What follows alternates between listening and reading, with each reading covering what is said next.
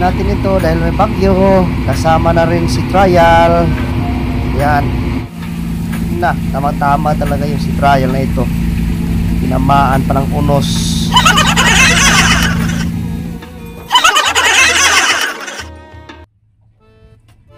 So dahil may bagyo, di na makalakasan na bagyo, pero manigurado tayo.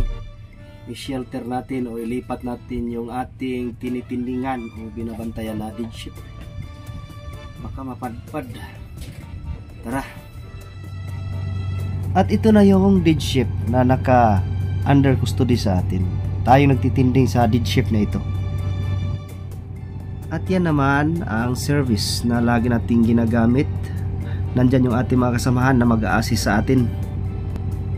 Sila yung mga taong magsisilbing additional crew doon sa barko. Sa isang dead ship na yan, aakyat sila doon. Sila yung magbibitaw ng anchor line.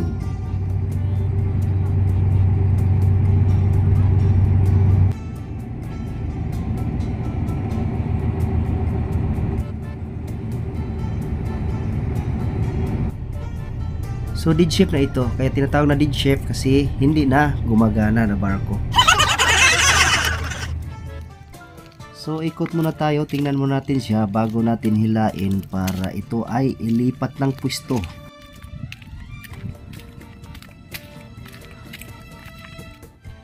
Ang purpose ng ating operation ngayon ay ilipat siya ng pwesto, and otherwise subukan siyang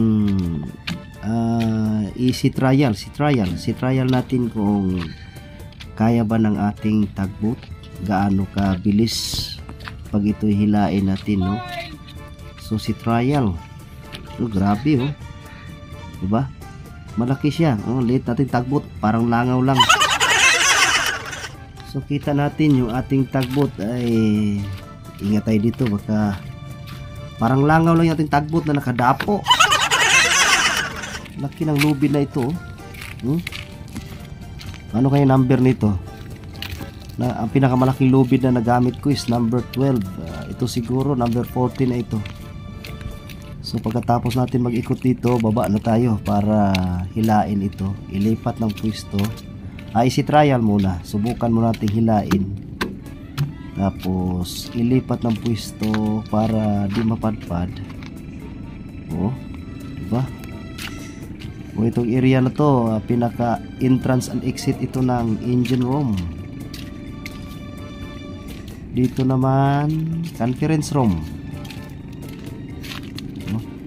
accommodation area ng mga crew. Pati yung steering niya dito lang, steering area. Check pa natin yung kanyang solar light, kung gagana pa ba itong kanyang solar light, dahil kailangan niya to sa gabi. Testing natin kung gumagana pa ba ito. Pindutin natin yung kanyang test button. Yun, gumagana pa. So ibig sabihin may ilaw ito sa gabi. Okay pa. So maya maya pagbaba natin, grabe na ito, delikado, wasak na yung hagdan. Ito banda, gali, pinakakusina niya. Tingnan mo tugboat natin, parang langaw lang na nakadapo sa kanya. Yan, nakakabit na yung ating towing line. Standby lang tayo. Pag tumisa na ito, pabitawan na natin yung lubid na nakakabit sa angkla. So ito na yung resulta ng ating sea trial. Ang takbo ay 2.0 lang, no? So may kabigatan talaga.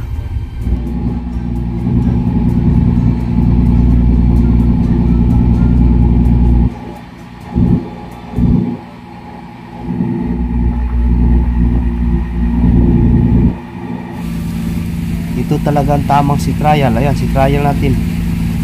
Mabigat na yung hila, inabutan pa tayo ng unos. So tested talaga, tested. Ito yung tamang sea trial, proven and tested talaga. Usad Pagong. So ayan na, pabalik na tayo, no? So nasi trial na natin, okay naman, mabagal, Usad Pagong, pero umuusad naman, importante, umuusad. So ngayon, ang gagawin natin, ikubli siya dahil may mahinang bagyong parating.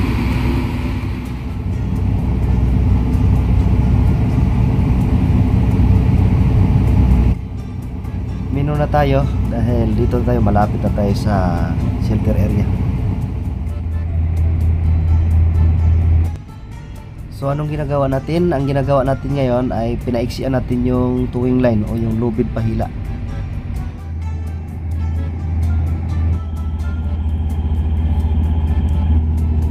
Yun na yung ating assist, yung kasama nating escape boat.